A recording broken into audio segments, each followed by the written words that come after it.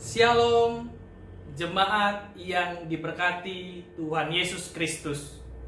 Kembali kita bersyukur pada Tuhan bahwa di tengah-tengah pandemi COVID-19 ini tetap kita dapat merasakan pemeliharaan dan cinta kasih Tuhan dalam kehidupan kita.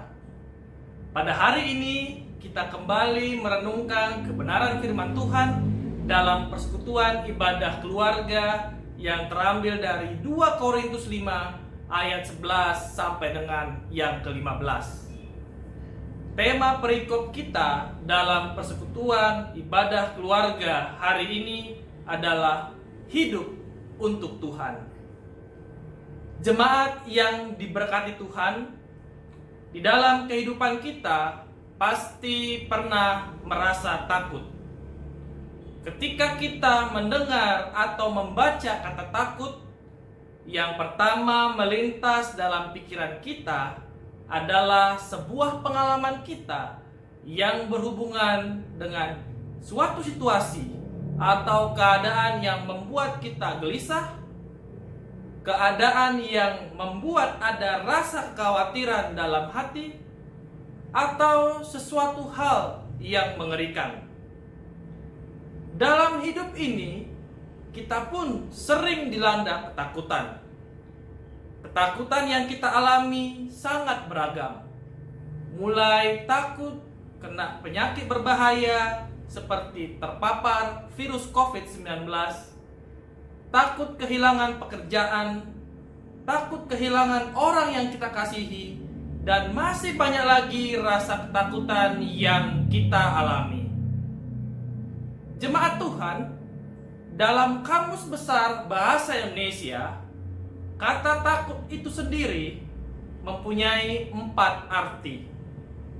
Yang pertama, takut itu berarti merasa gentar atau ngeri menghadapi sesuatu yang dianggap akan mendatangkan bencana. Kemudian, yang kedua, takut itu berarti takwa, segan, dan hormat. Yang ketiga, arti kata takut adalah tidak berani.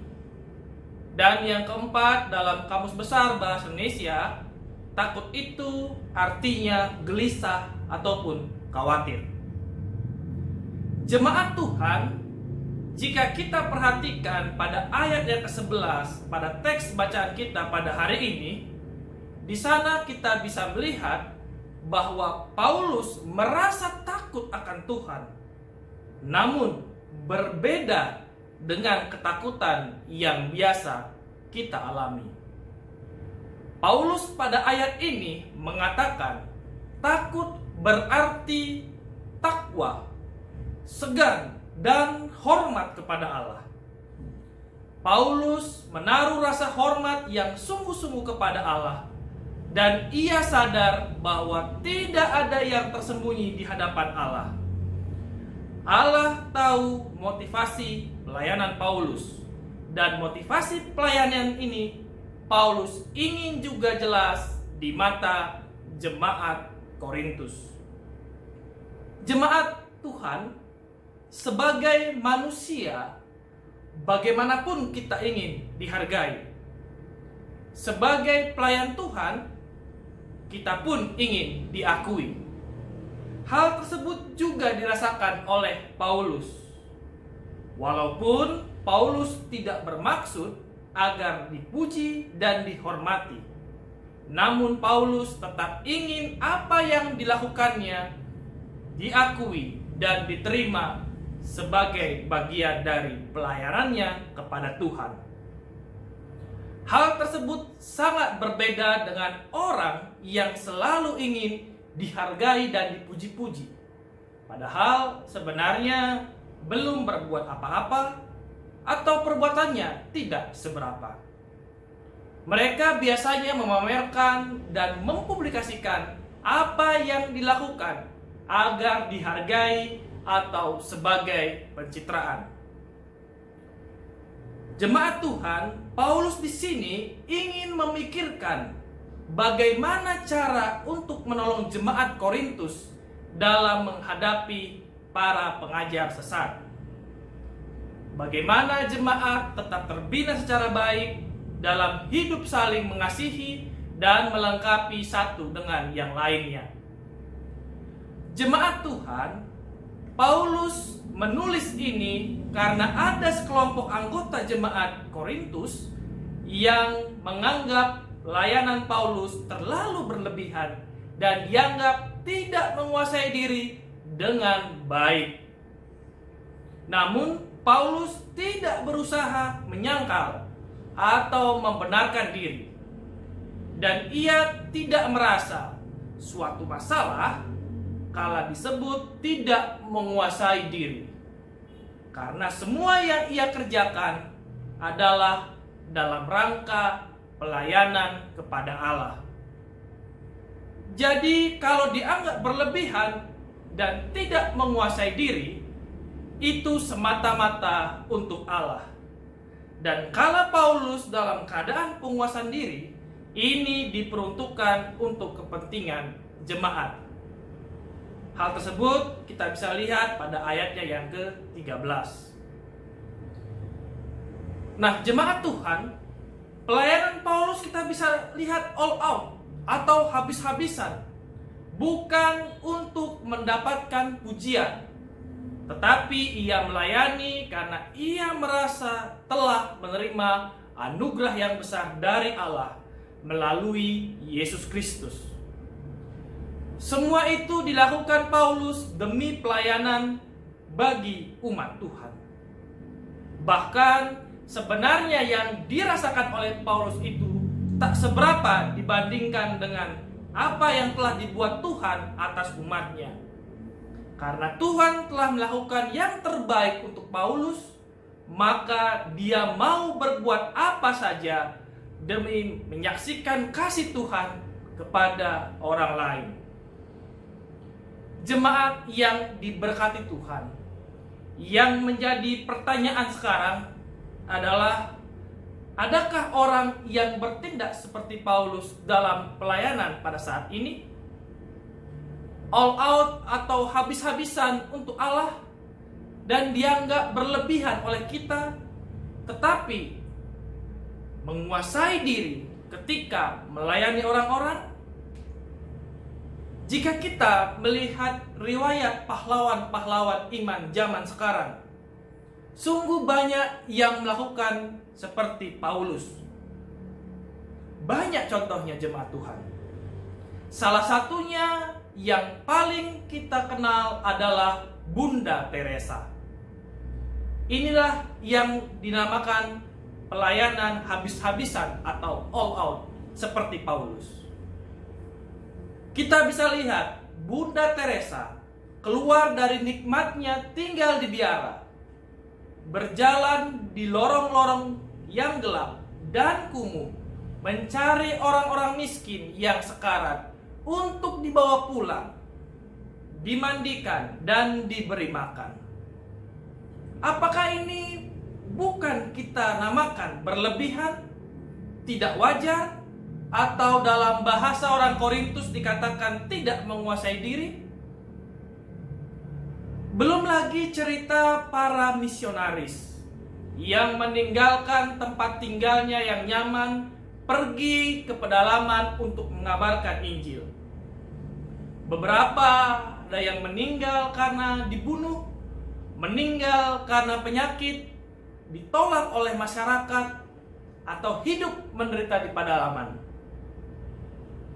Jemaat Tuhan, bagaimana dengan diri kita? Kita merasa kebalikannya. Sering kita tidak bisa menguasai diri kita ketika berhadapan dengan sesama jemaat. Ketika kita merasa pelayanan sudah all out, sudah habis-habisan, melakukan yang terbaik untuk Tuhan, tapi orang masih mencela dan memandang sebelah mata apa yang kita sudah lakukan. Kita merasa belum bisa seperti Paulus. Namun, bagaimana Paulus bisa? Bagaimana Bunda Teresa bisa? Para misionaris bisa? Jemaat Tuhan, kita harus meneladani sikap hidup Paulus. Paulus bisa all out untuk Allah karena Kristus telah menguasai dirinya. Inilah kunci keberhasilan dari Paulus. Itu bisa kita lihat pada ayatnya yang ke-14. Menurut Paulus, orang yang sudah diselamatkan oleh Yesus Kristus, termasuk para pelayannya, bertugas untuk bersaksi dan hidup menurut kehendaknya. Sebab Yesus Kristus telah mati bukan untuk kepentingannya, melainkan menggantikan umat agar mereka selamat. Itu kita bisa lihat pada ayatnya yang ke-15. Artinya apa? Artinya Yesus mengalami kematian yang seharusnya dialami oleh kita. Peristiwa itu harus mendorong kita yang sudah diselamatkan untuk mempersembahkan sisa hidupnya bagi Yesus melalui pelayanan yang dipercayakan. Tuhan sudah berkorban untuk semua orang, maka hargailah hidup ini karena pengorbanannya. Setiap orang harus hidup bukan lagi untuk dirinya sendiri, tetapi bagi pekerjaan yang memuliakan Tuhan. Bapak Ibu jemaat Tuhan, di dalam keseharian kita seringkali kita tidak sadar bahwa ada sesuatu yang menguasai diri kita. Dan ini bisa tercermin dalam tindakan kita. Sebagai contoh yang sederhana, ketika hidup kita dikuasai amarah, maka tindakan kita pun mencerminkan rasa amarah tersebut. Sebenarnya, di dalam kehidupan ini ada kekuatan yang besar menguasai kehidupan manusia. Yang pertama adalah kuasa Allah. Yang kedua adalah kuasa iblis. Dan yang ketiga adalah diri kita sendiri. Jemaat Tuhan, kita tahu berapa besar kuasa Allah itu. Tetapi sering kita lakukan kekuasaannya. Dan yang kita tahu, kuasa iblis pasti menyesatkan kita. Tetapi kita sering berkompromi dengannya. Dan yang kita tidak tahu atau tidak sadari adalah kuasa dari diri kita sendiri. Kuasa yang ketiga inilah yang sering menjatuhkan diri kita. Dan kuasa inilah yang menyingkirkan kuasa Allah. Kuasa inilah yang sering berkolaborasi dengan kuasa iblis. Kalau kita hidup dikuasai ego kita, maka iblis datang menghampiri dan mendorong kita agar makin terperosok dan semakin jauh dari kuasa Allah. Hasilnya kita bisa lihat dan kita dapatkan bahwa kegelapan dan hilangnya pengharapan jika kita dikuasai oleh diri kita dan dikuasai oleh iblis.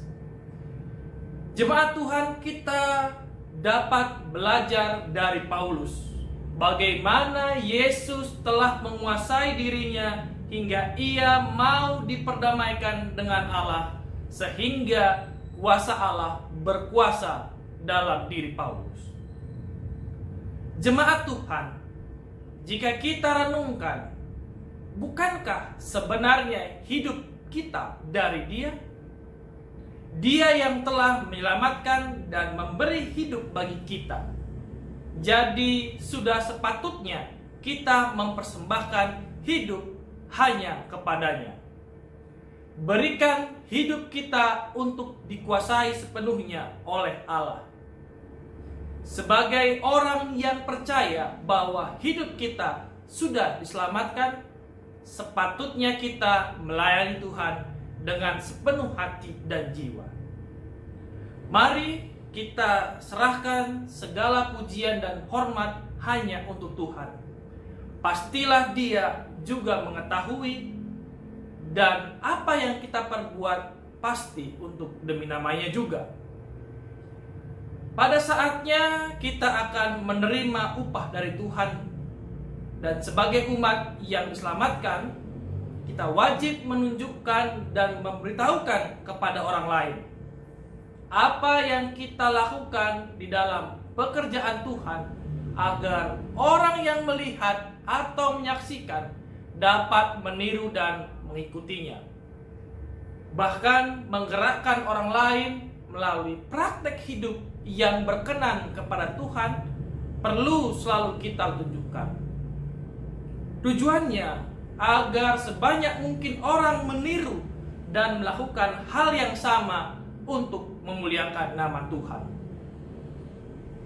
Jemaat Tuhan, memang di dalam kehidupan motivasi dapat terlihat dari apa yang kita kerjakan. Bila motivasi isinya hanya untuk kemuliaan nama Tuhan, maka kita tak akan kecewa bila orang lain melecehkan perbuatan baik yang sudah dilakukan.